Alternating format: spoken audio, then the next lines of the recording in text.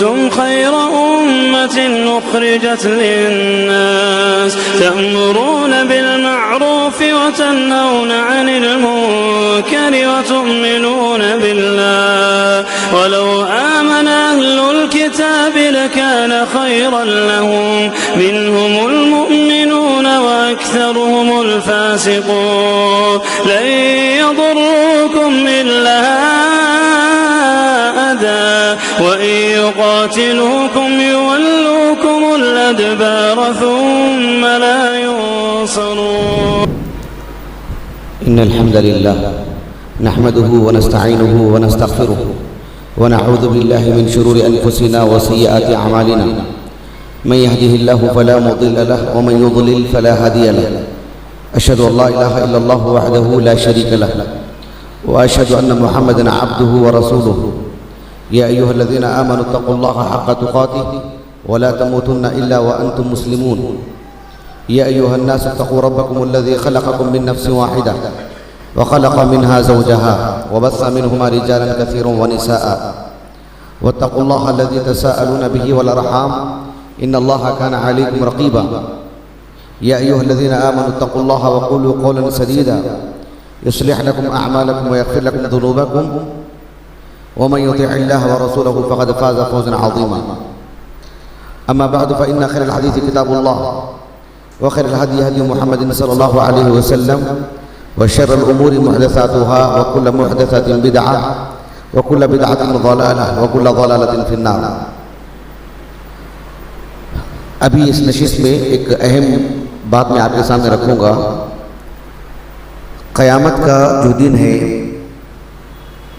जिसे अल-यौमुल आखिर कहा जाता है, उसका एक हल्का फुल्का मैं तारुफ कराऊँगा ताकि बहैसियत मुसलमान पहले हम ये जान सकें कि अल-यौमुल आखिर जब कहते हैं, क़यामत का दिन कहते हैं, तो उससे क्या मुराद है, ताकि हमारा ईमान दुरुस्त हो और उसके लिए हम अच्छे अंदाज में तैयारी कर सकें। और जब कुरान मजीद में अहादीस मुबारका में अल-यौमुल आखिर, आखिरी दिन, अल-ईमान बिल यौमिल आखिर जिसे कहते हैं, आखिर के दिन पर ईमान लाना, तो आखिरत से मुताल्लिक़ जो आयतें हैं, जो अहादीस हैं, वो बहुत बड़ी मिक़दार में हैं। लेकिन उसे कैसे समझेंगे, वो एक हल्का फुल्का तारुफ मैं आपके सामने रखूँगा इंशाअल्लाह। जिस तरह से शरीयत का जो इल्म है या शरीयत से मुताल्लिक़ जो बातें हैं, चाहे वो अक़ीदा हो, इबादात हो, मुआमलात हो, एक मुसलमान जितना मुकल्लफ़ है उसके बक़द्र उसे जानना चाहिए। फ़िलहाल का जो मेरा मौजू है अल-ईमान बिल यौमिल आखिर, इससे मुताल्लिक़ भी जानना चाहिए अलग से। अल्लाह ताला ने कुरान मजीद में फरमाया सूरह हदीद में, इअलमू अन्नल्लाह युह्यिल अर्ज़ बअद मौतिहा, कि यकीनन अल्लाह ताला एक इंसान को उसकी मौत के बाद उसे दोबारा जिंदा करता है। अल्लाह ने कहा कि इअलमू, तुम जानो, यानी इस मौजू से मुताल्लिक़ भी जानो, ये माना उसका, यानी इस मौजू से मुताल्लिक़ भी जानना चाहिए। एक काफिर को उसकी फिक्र ही नहीं है, क्यों? इसलिए कि वो आखिरत से मुताल्लिक़ जानता ही नहीं। अल्लाह ताला ने सूरह अल-अंबिया में कहा, लौ यअलमुल लज़ीना कफ़रू हिना ला यक़ूफ़ूना अन वुजूहिहिमुन नार वला अन ज़ुहूरिहिम वला हुम युनसरून।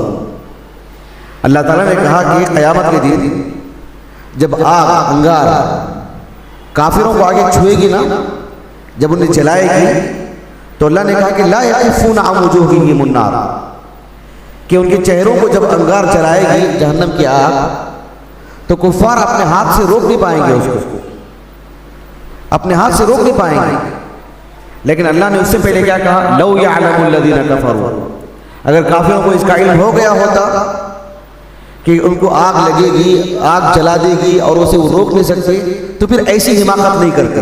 लेकिन उन्होंने जाना नहीं ना, इसलिए लौ यअलमुल लज़ीना कफ़रू, अगर वो जान लिए होते तो फिर ऐसे खुद को जहन्नम के हवाले नहीं करते।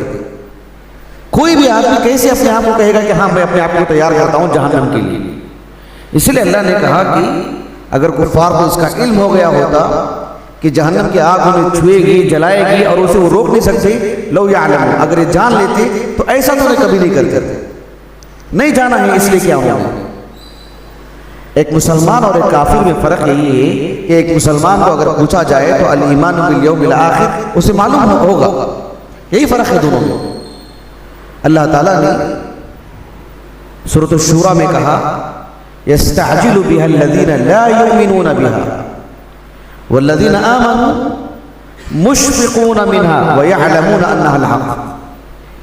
अंबिया अलैहिस्सलाम से कुफार जो थे ना, सिर्फ अंबिया के ज़माने की बात नहीं, आज भी अगर आप मैदान में देखेंगे एक काफिर यही कहेगा, जल्दी मचाएगा, ठीक है मैं अल्लाह के दीन को नहीं कबूल करता हूँ, चलो अल्लाह का अज़ाब आता है आने दो, देखता हूँ मैं। यस्तअजिलु बिहल्लज़ीना ला युमिनूना बिहा, जो लोग काफिर हैं, अल्लाह पर ईमान नहीं लाते हैं, वो तो जल्दी मचाते हैं कि चलो अभी आने दो अज़ाब। लेकिन अल्लाह ने कहा वल्लज़ीना आमनू मुशफ़िक़ूना मिन्हा, लेकिन जो लोग ईमान लाए वो तो डरते रहते हैं। क्यों डरते रहते हैं? इसलिए कि व यअलमूना अन्नहल हक़, उनको पढ़ाया गया है, सिखाया गया है, वो जानते हैं कि अल ईमानु बिल यौमिल आखिर हक़। तो ये अहम चीज़ है कि इस मौजू को भी जानना चाहिए। जब हम कहते हैं कि अल ईमानु बिल यौमिल आखिर, तो इसका क्या मतलब होता है? आप में से कोई बता सकते हैं अल यौमुल आखिर, आखिरत के दिन से क्या मुराद है? किसको कहते हैं अल ईमानु बिल यौमिल आखिर? आप में से कोई बोल सकते हैं? जी, अल यौमुल आखिर इसलिए कहते हैं कि वो आखिरी दिन है, उसके बाद फिर कोई दुनिया का दिन नहीं होगा। लेकिन क्या मुराद है अल ईमानु बिल यौमिल आखिर में? क्या चीजें होती हैं उसमें?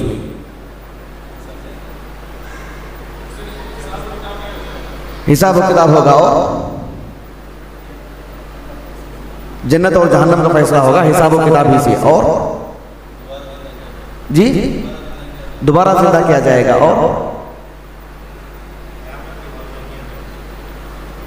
और बस इसलिए मैं पूछ रहा हूं ताकि मैं आपको अच्छे अंदाज में समझा सकूं। इसलिए कि कुरान मजीद में आखिरत से मुताल्लिक आप देखेंगे कि 2000 के करीब आयतें हैं, और अहादीस की अगर बात करेंगे तो इतनी मिकदार नहीं है कि उसका अंदाज़ा लगाना मुश्किल है। लेकिन इन सारी आयतों को हम कैसे तरतीब देंगे, कैसे बांटेंगे कि आखिरत से मुताल्लिक कुछ बातें इस मौजू की हैं, कुछ बातें इस मौजू की हैं, कुछ बातें इस मौजू की हैं। जैसे मिसाल के तौर पर हम नमाज कहते हैं, उसमें एक चीज़ एक क़ियाम है ना, एक रुकू है, एक सजदा है। तो अल ईमान बिल यौमिल आखिर जब कहते हैं तो उसमें कितनी चीज़ें आती हैं, ये बात मैं आपको बताना चाह रहा हूँ। जब हम कहते हैं अल ईमान बिल यौमिल आखिर, आखिरत के दिन पर ईमान लाना, तो आखिरत के दिन से जब बात करते हैं तो उसके 4 मरहले होते हैं। कितने मरहले होते हैं? बताइए कितने मरहले होते हैं? 4 मरहले होते हैं। ये जानना चाहिए। इन चारों मराहिल का जो मजमुआ है, एक काफिर, एक गैर मुस्लिम तो इसका इनकार करता है।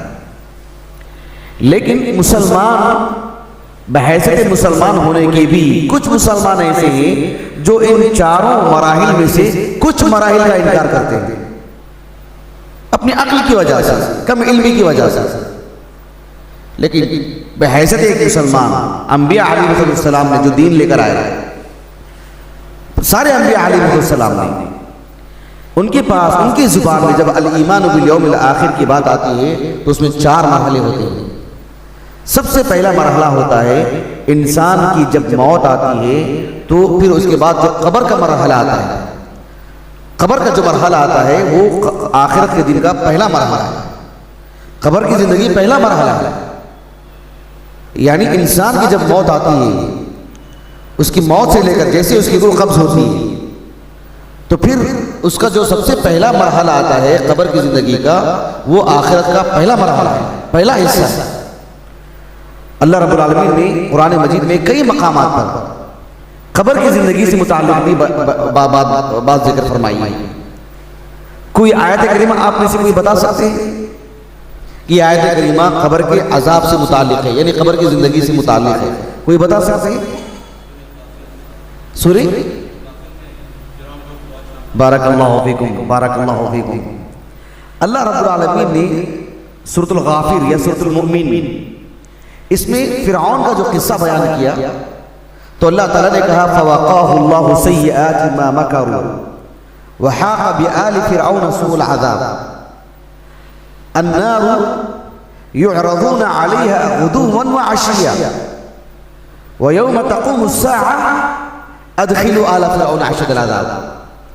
अल्लाह ताला ने कहा कि जब अल्लाह ने फिरऔन को पानी में गर्क किया ना तो सिर्फ पानी में गर्क नहीं किया, अल्लाह ताला ने कहा कि जब उसको डुबो दिया गया तो कहा कि अन्नारु युअरज़ूना अलैहा गुदुव्वन व अशिय्या, सुबह और शाम उस पर आग पेश की जा रही है, सुबह और शाम। फिर व यौम तक़ूमु अस्साअ, जब क़यामत वाक़ई होगी, जब अलग से उन्हें कहा जाएगा अदखिलू आला फिरऔन अशद्दल अज़ाब, अब इससे भी बड़े अज़ाब में तुम दाखिल हो जाओ, अब हमेशा के लिए।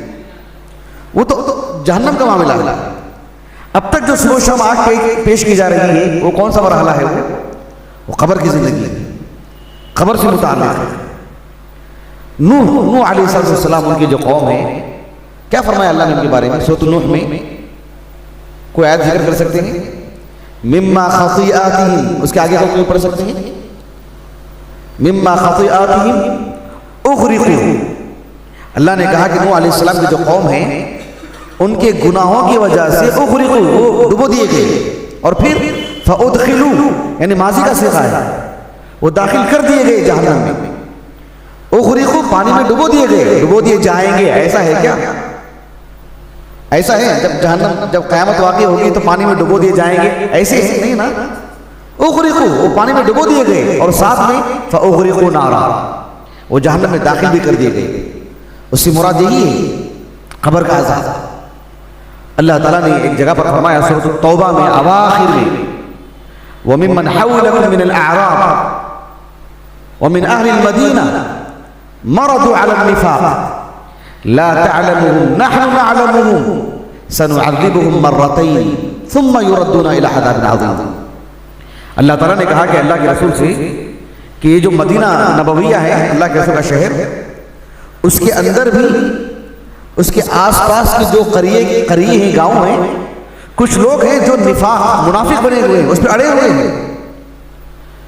अल्लाह ने कहा कि अल्लाह के रसूल आप इन सबको नहीं जानते कौन कौन है, लेकिन हम जान रहे हैं। इनकी जब मौत आएगी ना, अल्लाह ने कहा कि हमें दो मरतबा अज़ाब देंगे इनको। एक दुनिया में बहैसियत मुनाफिक होने के एतबार से जलील करेंगे इनको, रुसवा करेंगे इनको, और फिर कब्र में भी अज़ाब देंगे इनको। सुम्मा युरद्दूना इला अज़ाबिन अज़ीम, फिर जब क़यामत वाक़ई होगी, हशर का मैदान होगा, उसके बाद फिर फैसले होंगे, फिर हमेशा की जहन्नम फिर से लौटा दी जाएगी जहन्नम में। ये सब आयतें इस बात पर दलालत करती हैं। अभी जो आयत करीमा आपने कही ना सूरत मोमिन की, उस आयत करीमा की तफसीर में हाफिज इब्न कसीर कहते हैं रहमहुल्लाह, व हाज़िहिल आयतु अस्लुन कबीरुन फी इस्तिदलाल अहली सुन्नति वल जमाअ अला अज़ाबिल बरज़ख़ी फिल क़ुबूर। यह आयत करीमा असल है, जामे है, बुनियाद है, असास है आयत करीमा अहलुस सुन्नह वल जमाअह के हक में कि कब्र में भी अज़ाब होता है। आयत करीमा असल की हैसियत रखती है। ये एक ही मेरा मौजू नहीं है, ऐसी कई आयत हैं कुरान मजीद में, अहादीस तो बहुत हैं। अल्लाह के रसूल सल्लल्लाहु अलैहि वसल्लम से मुताल्लिक़ उम्मुल मोमिनीन आयशा कहती हैं रज़ियल्लाहु अन्हा, सही बुखारी की हदीस है, एक खातून यहूदी औरत ने अज़ाब कब्र से पनाह मांगी, और अहले किताब है, उन्हें भी किताब दी गई थी। रसूलुल्लाह सल्लल्लाहु अलैहि वसल्लम से मुताल्लिक़ उम्मुल मोमिनीन आयशा कहती हैं रज़ियल्लाहु अन्हा, उसकी वो बात सुनने के बाद चूंकि वो शरीयत के मुवाफिक थी, तो कहते हैं कि कोई नमाज ऐसी नहीं थी जिसमें अल्लाह के रसूल नमाज के बाद जो है अज़ाब कब्र से पनाह ना मांगते हैं। अगर अज़ाब कब्र कोई चीज़ ही नहीं है तो फिर पनाह क्यों मांगे अल्लाह के रसूल सल्लल्लाहु अलैहि वसल्लम? सही बुखारी की हदीस है किताबुल इल्म में और भी मुतादिद किताबों में। अस्मा बिन्त अबी बकर सिद्दीक़ रज़ियल्लाहु अन्हा कहती हैं कि चांद गिरन था, नमाज पढ़ा रहे थे अल्लाह के रसूल सल्लल्लाहु अलैहि वसल्लम। नमाज के बाद आपने कहा व ऊहिया इलैया अन्नकुम तुफ्तनून फिल क़ुबूर क़रीबन मिन फितनति दज्जाल, मुझ पर वही नाज़िल की गई है कि तुम्हें कब्रों में आजमाया जाए, फितनतुन से मुराद उर्दू का फितना नहीं है, एक फसाद के माने में, आजमाइश, परखा जाएगा। हालांकि परखा जाएगा ताल्लुक दुनिया से है ना, मरने के बाद कैसे ऐसे हाल होगा वो माना नहीं है। यानी कब्र में भी आजमाइश होगी, कब्र में भी वो तकलीफों वाली बात होगी। एक मोमेंट को भी जो है मतलब जो मामलात आते हैं, कब्र जो उसे जो दबा के रखेगी, फिर सवाल जवाब होगा, एक खौफ जो होगा फितरी तौर पर कि ओहिया इलैया, मुझ पर वही नाज़िल हुई है कि अन्नकुम तफ्तनूना फिल कुबूर, कि तुम कब्रों में आजमाए हो जाएंगे। कैसे? करीब मिन फितनति दज्जाल, जिस तरह से दज्जाल आएगा नसरुल्लाह सलामा, उस वक्त की जो आजमाइश होगी, अच्छे खासों का ईमान खत्म हो जाएगा, उस जैसा इम्तिहान होगा। इम्तिहान उस जैसी आजमाइश होगी। वो आजमाइश नहीं जिससे एक मोमिन काफिर बनता है, एक तरह का जो है मतलब खलल, एक अजाब की कैफियत होगी। ये सही बुखारी का हदीस है। खैर, ये तो एक मरहला है। आयतें और भी बहुत है, अहादीस और भी बहुत है। मैं बस आपको नुक्ता देना चाह रहा हूं, फर्क समझाना चाह रहा हूं कि अल ईमान बिल यौमिल आखिर जब देखते हैं, इतनी आयतें कैसे तरतीब देंगे उसको, कैसे बांटेंगे कि इन आयतों का ताल्लुक इस मरहले से, इन आयतों का ताल्लुक इस मरहले से, कैसे बांटेंगे? जब तो फिर समझ में नहीं आएगी बात। एक तो वो मरहला है, आयतें बहुत हैं, सिर्फ एक मौजू पर हम अच्छी खासी तवील गुफ्तगू कर सकते हैं, कभी एक बड़ा प्रोग्राम रखेंगे इंशाअल्लाह। एक दूसरा मरहला आता है, वो है कब्र से दोबारा उठाया जाना, दोबारा उठाया जाए। कब्र की जिंदगी आखिरी जिंदगी नहीं है, कब्र के बाद एक नया मरहला आता है, सबको कब्रों से उठाया जाता है। क़ालू या वैलना मन बअसना मिन मरक़दिना हाज़ा मा वअद अर्रहमान व सदक़ल मुरसलून। सूरह यासीन में अल्लाह ने कहा कि कुफ़ार कहेंगे कि जब उन्हें कब्रों से उठाया जाएगा, अरे ये किसने उठा दिया हमें कब्रों से? मन बअसना मिन मरक़दिना, कौन उठा दिया हमको अचानक, क्या हो रहा है? अरबी जुबान में बासा के माने मालूम है आप लोगों को? बासा के माने मालूम है? बासा का माना जो मफहूम, उसकी जो कैफियत, वो समझाना चाह रहा हूं मैं आपको। एक आदमी सोया हुआ है, ला क़द्दर अल्लाह वो दिन ऐसा ना लाए, लेकिन समझाने के लिए बता रहा हूं आपको कि एक आग लग गई है जबरदस्त, और वो आदमी जल जाएगा, मर जाएगा। कैसे उठाएंगे उस आदमी को? कैसे उठाएंगे? कैसे धक्का देंगे उसको? कैसे हिलाएंगे उसको? एक आदमी सोया हुआ है, कोई मोजी जानवर कोई तकलीफ दे, बड़ा जानवर है, उसको अपना लुक़मा बना नहीं सकता, कैसे उठाएंगे उसको? कैसे उसको जगह के लेके आएंगे? चलिए, ये तो खौफनाक मराहिल है। मैं आसान बात बताता हूं। हम लोग ट्रेन में जाते हैं, एक आदमी का वहां पर जो है मंजिल आ जाती है, उतरना है उसको, और 1 मिनट बाकी है, और लोगों को मालूम हो गया कि इसको इधर ही उतरना है। कैसे उठाते हैं उसको? और वो कैसे उठता है परेशान होकर के? बासा के अंदर वो माना आता है, वो कैफियत आती है। नबी को जो मबऊस किया जाता है उसके अंदर भी वो मानी आती है, वो हमारा मौजू नहीं है। कहा कि मन बासाना, किसने उठा दिया हमको? मतलब जो कब्रों में थे वो खुद एक आजमाइश है, उसके बाद का जो मरहला है वो खुद एक नया मरहला। अचानक एक नए मरहले की तरफ जाएंगे, वो भी आसान बात नहीं होगी, वो भी आसान बात नहीं होगी। नसरुल्लाह सलाम, ये सूरत हाल होगी। इसमें भी और बहुत तफसीलात हैं। अगर आपको मैं आयत एक पढ़ के सुनाऊं और उसमें की खास बात बताऊं तो वाकई जो कुरान मजीद की जो आयतें हैं ना कि बच्चा बूढ़ा हो जाएगा, यानी फिक्र की वजह से, दुख की वजह से, गम की वजह से इसके बाल सफेद हो जाएंगे, इसे पढ़ेंगे तो वो हालत हो जाएगी। नसरुल्लाह सलाम। मैं वो नहीं बताना चाहता हूँ तफसील में जाकर के, बस मैं आपको एक सबक देना चाह रहा हूँ कि इसको कैसे समझें, कैसे पढ़ें, फिर तफसील से कभी पढ़ेंगे इंशाअल्लाह। तो ये दूसरा मरहला है। अल्लाह ताला ने सूरह मुमिनून के आगाज में इंसान को पैदा होने से लेकर के, इंसान के पैदा होने से लेकर के एक मरहला, माँ के पेट के कितने मरहले हैं, सारे मराहिल बयान करने के बाद इन्ना खलक़नल इंसाना मिन सुलालतिन मिन तीन सुम्मा खलक़नल नुत्फ़ता अलक़ा सुम्मा खलक़नल अलक़ता मुज़ग़ा, सारे मराहिल बयान करने के बाद अल्लाह ने कहा सुम्मा इन्नकुम यौमल क़ियामति तुबअसून, फिर तुम्हें दोबारा उठाया जाएगा। यानी ये भी एक मरहला।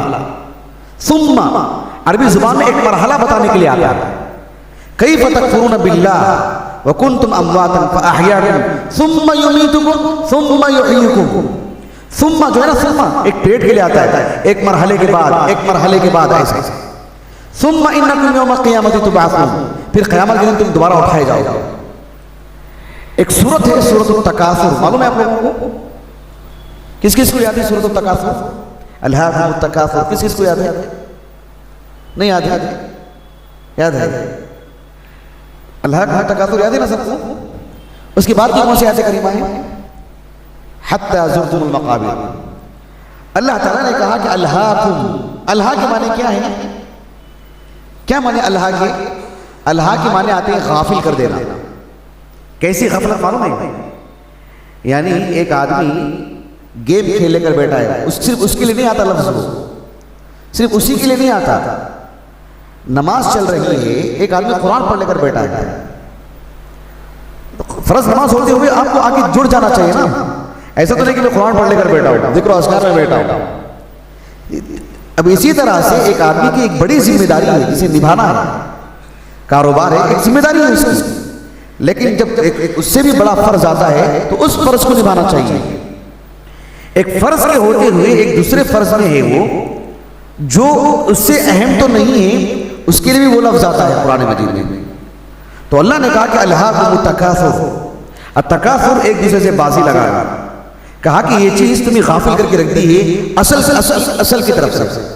असल में क्या करना है उससे गाफिल हो गई है और इसमें तुम मशगूल है। जबकि कमाना गलत नहीं है, जेब भरना गलत नहीं, लेकिन इससे भी बड़े मकासद है ना, वो क्यों, उससे क्यों गफलत बरत रहे? अल्हाकुमुत तकासुर, ये कब तक रहेगी तबीयत में तुम्हारी? हत्ता ज़ुरतुमुल मक़ाबिर, जब तक कि तुम कब्रों की ज़ियारत ना कर लो। लफ्ज देख रहे हैं आप, कब्र में दाखिल होने को, कब्र का जो मरहला है उस मरहले को अल्लाह ने कौन सा लफ्ज इस्तेमाल किया? ज़ियारत का। कौन सा लफ्ज? ज़ियारत किसको कहते हैं? ज़ियारत किसको कहते हैं? यानी ज़ियारत का मतलब यह होता है कि एक शख्स ज़ियारत के लिए उसी वक्त जाता है एक काम के लिए, किसी चीज का मुशाहदा करने के लिए। ज़ियारत हो गई, असल मंजिल की तरफ आ जाएगा। ज़ियारत करने के नाम पर वहां जाके जिंदगी नहीं गुजारेगा ना, क्यों आए ज़ियारत के लिए? एक आदमी ज़ियारत के नाम पर किसी घूमने की जगह में जाके जिंदगी लगा देगा क्या? तो अल्लाह ने कब्र की जिंदगी को लफ्ज़ ज़ियारत से जोड़ा। एक आम आदमी, एक देहाती, एक अरबी, उसने इस आयत करीमा को पढ़कर के कहा कि कब्र की जिंदगी असल नहीं है, मतलब वो आखिरी नहीं है, उसके बाद भी कुछ मरहला है। उसे पूछेगा कैसे? अल्लाह ने कहा कि अल्लाह ने इसके लिए तो ज़ियारत का इस्तेमाल किया, मतलब है कि कब्र की जिंदगी आखिरी नहीं है, उसके बाद भी मरहला है। अरबी उसलूब से उसने माना गया।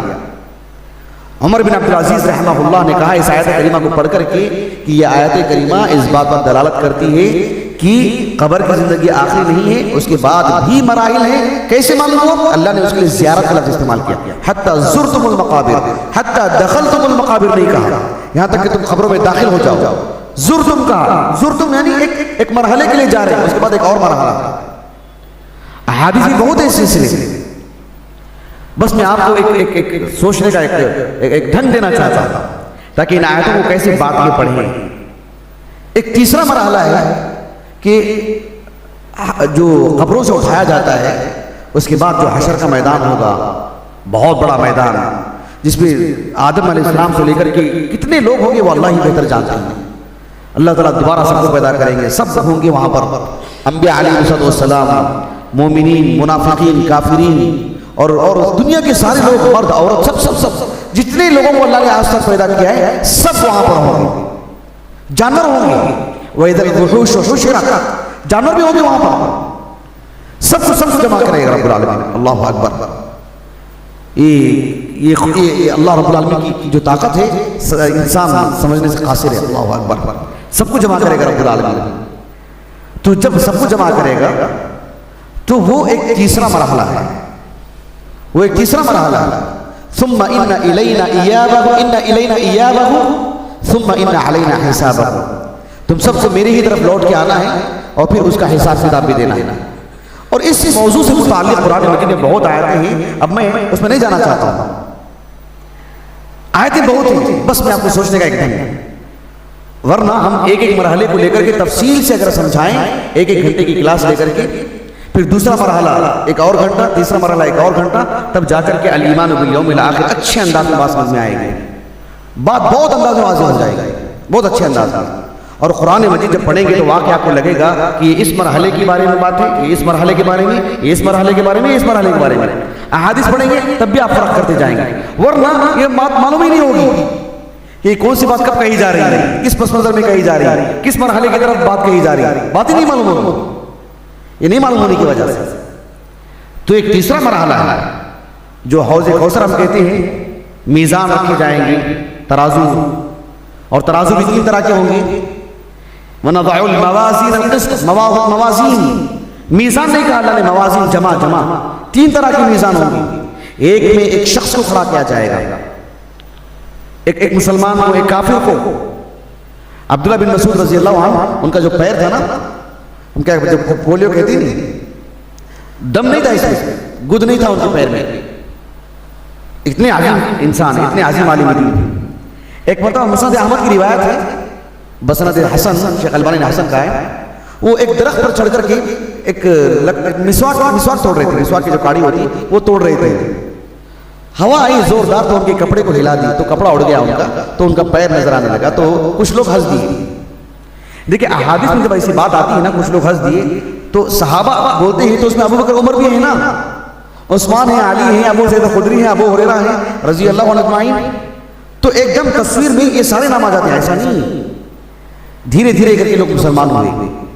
कुछ लोग अभी कच्चे थे, कुछ लोगों के अंदर तो ईमान अभी दाखिल ही नहीं हुआ था, वरना जो अल्लाह के रसूल की तरबियत में जिंदगी निकाले हैं उनसे ऐसी तवक्का ही नहीं।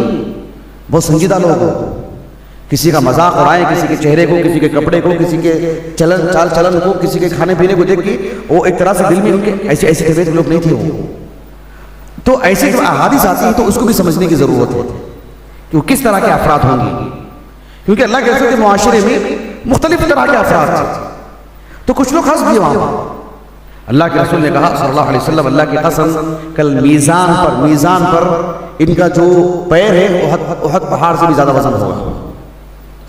मतलब एक मीज़ान पर एक मुसलमान को खड़ा किया जाएगा, उसका वजन देखा जाएगा, और एक काफिर को लाया जाएगा, मोटा ताजा बहुत ताकतवर, उस काफिर को लाया जाएगा। अल्लाह ने कहा कुरान में, फला नुक़ीमु लहुम यौमल क़ियामति वज़ना, उसका कोई वजन ही नहीं होगा, उसका कोई हैसियत ही नहीं होगी। मच्छर के पर से भी ज्यादा, पर से भी हल्का रहेगा उसकी कीमत, उसका वजन, जब उसे मीज़ान पे खड़ा किया जाएगा, हैसियत ही नहीं होगी उसकी। तो एक तो वो मीज़ान होगा, एक दूसरा मीज़ान वो होगा हमारे जो आमाल लिखे जा रहे हैं ना, जो दफ्तर जिसपे हमारे आमाल लिखे जा रहे हैं ना, उन आमाल को रखा जाएगा। एक तीसरा मीज़ान वो होगा जिसमें हमारी इबादतें, जैसे नमाज को एक शक्ल दी जाएगी और उसको रखा जाएगा। तीन तरह के मीज़ान होंगे। मीज़ान है, और जैसे मैंने कहा कि हौज़ कौसर है, और अर्श इलाही का जो साया है, ये सब मराहिल पूरे लोग पूरे आदम के पास जाएंगे, फिर नूह अलैहिस्सलाम के पास जाएंगे, फिर मरहला, ये सब पूरे हशर के मैदान से मुताल्लिक़ है। ये तो तीसरा मरहला है। और चौथा मरहला है वो है या तो जन्नत या तो जहन्नम, फरीक़ुन फिल जन्नह व फरीक़ुन फिस सईर। अल्लाह ताला ने कुरान मजीद में कहा सूरह बकरा में, उइद्दत लिल काफिरीन, कि जहन्नम को अल्लाह ने काफिरों के लिए तैयार कर चुका है। जहन्नम तैयार है। अहलुस सुन्नह वल जमात का यही अकीदा है कि जन्नत और जहन्नम दोनों अल्लाह की मखलूक हैं और दोनों मौजूद हैं, दोनों तैयार शुदा हैं। तैयार होंगे ऐसा नहीं, तैयार शुदा हैं। उइद्दत कहा अल्लाह ने, माजी का सिगा कि जहन्नम तैयार हो चुकी है, जन्नत तैयार हो चुकी है। उइद्दत लिल मुत्तकीन का अल्लाह ने सूरह आल इमरान में, ये जन्नत तैयार हो चुकी है। जन्नत भी तैयार है, जहन्नम भी तैयार है। अब जन्नत से मुतालिक, जहन्नम से मुतालिक जितनी आयतें हैं, जितने अहादीस हैं, अब आप समझते जाएं। और चौथे मरहले की बात है, एक है तीसरा मरहला, वो कौन सा है, और दूसरा मरहला वो कौन सा है, दूसरा मरहला कौन सा है, और पहला मरहला कौन सा है। इस मौजू को जानने की अहमियत क्या है पता है आपको? इस मौजू को जानने की अहमियत क्या है नहीं पता है। मैंने कहा ना शुरू में, अल्लाह ने हुक्म दिया कि इअलमू, तुम जानो। और एक मुसलमान और काफिर में फर्क करने वाली चीज, अगर मुझे पता नहीं है अल ईमान बिल यौमिल आखिर क्या है, तो फिर इसका मतलब हम उसके लिए तैयारी भी नहीं कर सकते। यकीन मानिए, मैं ऐसे इस मौजू को लेकर नहीं आया।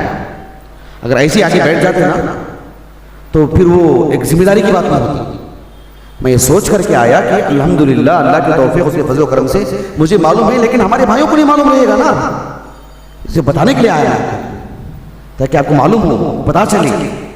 आपकी जिम्मेदारी है कि आप इन चार मरहलों को अपने घरों में जाके बताएं। कौन कौन जाके बताएंगे? कौन कौन जाके बताएंगे? अपने दोस्तों अहबाब को भी बताएंगे कि 4 मरहले। फिर एक तरह से सवाल पैदा होगा, तफसील क्या है, तफसील क्या है, आपके घरों में भी, आपके अंदर भी, दोस्तों अहबाब में भी। तो फिर हम उसकी तफसील के लिए अलग से एक प्रोग्राम रख सकते हैं कि ये पहला मरहला है, इसकी ये तफसील है। एक दूसरा मरहला मैं जानता हूँ, ये मैंने कितना कितना सुकेड़ के पेश किया है आपके सामने, कितना मैंने जो है मतलब कितनी कम आयतें मैंने आपके सामने जिक्र की, कितनी कम अहादीस मैंने आपको सुनाई आपको, क्योंकि बस आपको वो एक पहला सबक के तौर पर ये देना था कि अल ईमान बिल यौमिल आखिर कहते हैं तो 4 मरहलों के मजमूए को क़यामत कहते हैं, 4 मरहलों के मजमूए को आखिरत का दिन कहते हैं। बात ऐसे होगी आपको, ये 4 मरहले हैं और हर मरहले के अंदर तफसीलात हैं, हर मरहले के अंदर बारीकियां हैं, हर मरहले को अल्लाह ने अलग से बयान किया है, उसकी तफसीलात अलग हैं, उसके लिए अल्फाज अल्लाह ने अलग से इस्तेमाल किए हैं। फिर जब आप उन 4 मरहलों को जानेंगे तब जाकर के पूरा मौजू अच्छी तरह समझ में आएगा आपको।